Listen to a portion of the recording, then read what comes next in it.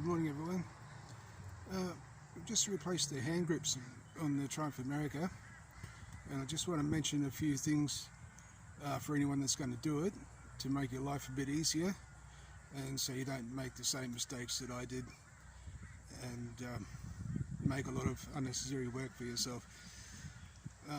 So I'll just show you the grips first of all on the bike, and then I'll talk you through what I did. So these are the grips. I ordered them on eBay. They were like $31 or $32 out of Melbourne, and quality seems okay for the price. You can pay almost $200 for a set of good hand grips, so you can't complain about the price. These end caps here, they actually do come off like they would on an expensive set, which is beneficial because within America you've got your bar end weights inside the handlebar, and it allows you to keep those, and I'll show you what I did there in a minute. So these are the OEM grips that came off the bike, and they use this end cap here, and there's a bolt that goes through here. It's a Torx 15, and goes into your bar end weight. So you can't use this piece with those grips. So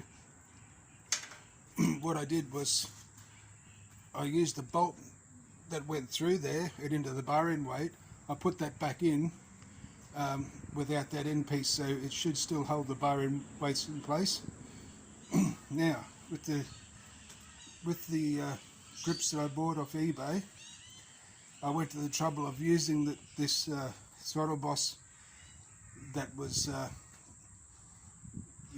fitted into the throttle side hand grip, and it's a lot of work to actually fit that, and remove the tank and seat, one of the engine mounts and that to give you clear access to the cables at the throttle bodies. Undo it from there, then up to the handlebars, take the cables out at the handlebar, and remove the OEM Throttle Boss, put this one on, and in the process of doing that I realised that this slot here where the cables run through was too narrow for the cables, so I used a jigsaw blade and just sat there and just opened that groove up wide enough so the cables would fit, and reinstalled it again, then realised that this is binding on the handlebars, through here and also there when you put your switch block on it and so on, and so that was just unacceptable. So the next step was to try and remove the grip from this Throttle Boss, and this is how I did it. I just clamped the end of it there, the vice grips, put the vice grips in the vice, just grabbed hold of the grip and just gave it a bit of a twist and so on, and then it came right off. And as you can see, there's not much glue that's actually holding it on there. So that's the best way to do it. Use your don't worry about dropping your cables or anything like that. Just leave your OEM Throttle Boss in there. Take your OEM grip off. Take the grip off this boss here and just bang it straight onto your OEM boss. And yeah, it's a 5-minute job. But I tried to do it the right way, using the Throttle Boss that was supplied with the grips and so on. But yeah, this is just nowhere near the quality of your OEM one. So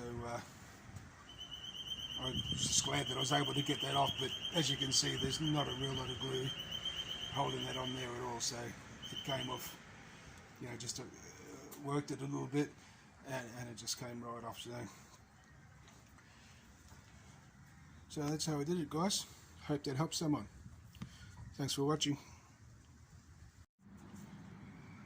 One other point just before I go, I just want to show you the box with the numbers on it that the grips came in, just in case anyone wants to get the same. And so these are the numbers, and this is what I put the grips on with. I use this stuff a lot, and it's never let me down. Like I've used it on rocket covers and stuff like that that leaked in the past. Never replaced the gasket, but just put a film of that on and put it back on again. And some of those rocket covers are on there for like 20,000 Ks and they're still not leaking, so it's good stuff. So I just thought I'd show you that, guys, and happy riding.